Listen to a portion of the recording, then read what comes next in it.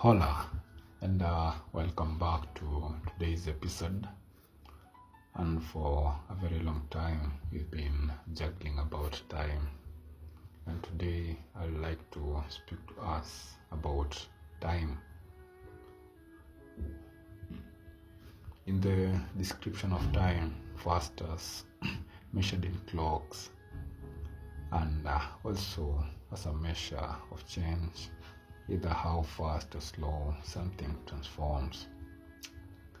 I believe that time in deep explanation is both linear, described as past, present and future, and in loops described as infinity.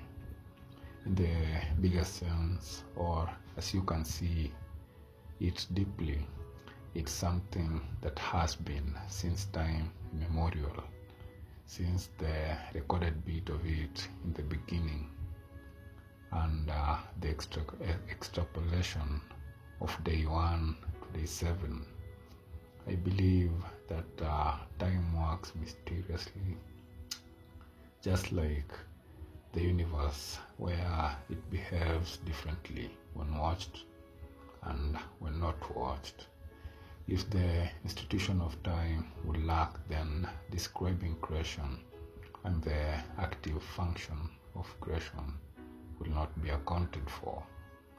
In a myriad of ways, it has been used to explain histories and to calculate the massive undertakings that happen on Earth and beyond the space above.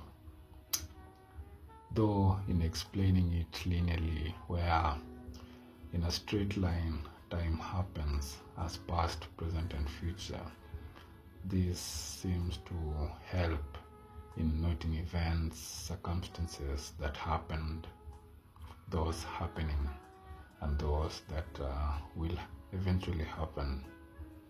Also, in the infinite loop, showing clearly that the close relationship and the relational observance noted as the past, present and future all existing as one entity or one thing. I believe that infinity cannot be fathomed in the developed minds and brains of man and the complexities it beholds, and that is why it is simplified to viewing the past in now and the now in the future. Change is inevitable, just as vibration of molecules is. Explained also in superposition, and just as light behaves both as a waveform and a particle, so is time in a close range to that. The mirror effect depicting that the difference in the two dimensions might just be a variation in moments or duration. Since what happens in correlated dimensions are similar, it is worth to say that time was placed in the hearts of man, and was the universe created in us, for we created in the universe. The fact that everything happens for a reason, even the most of them all. Time is key both in description and in symbolism, and it marks an important entity that cannot be derailed, clearly categorized or looked down upon. The faster you move through space close to the speed of light, the more timelessness you feel, and the higher you go, the bigger the objects are, and the more faster they move, and more timelessness it feels.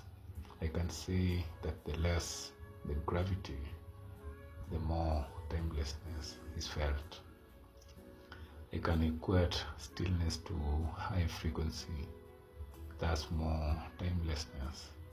The goal basically is not to fight time, but to feel the least effect of time, thus to be open to infinity.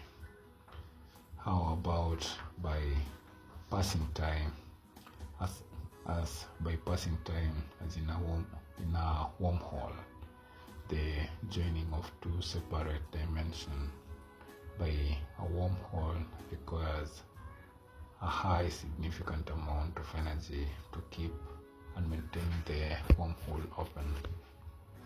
Since it's sensitive to matter, then that means that what can really travel across it is a substance that is weightless and going against or towards gravity in a very short time, or minimal, in that the reaction felt or perceived is instant.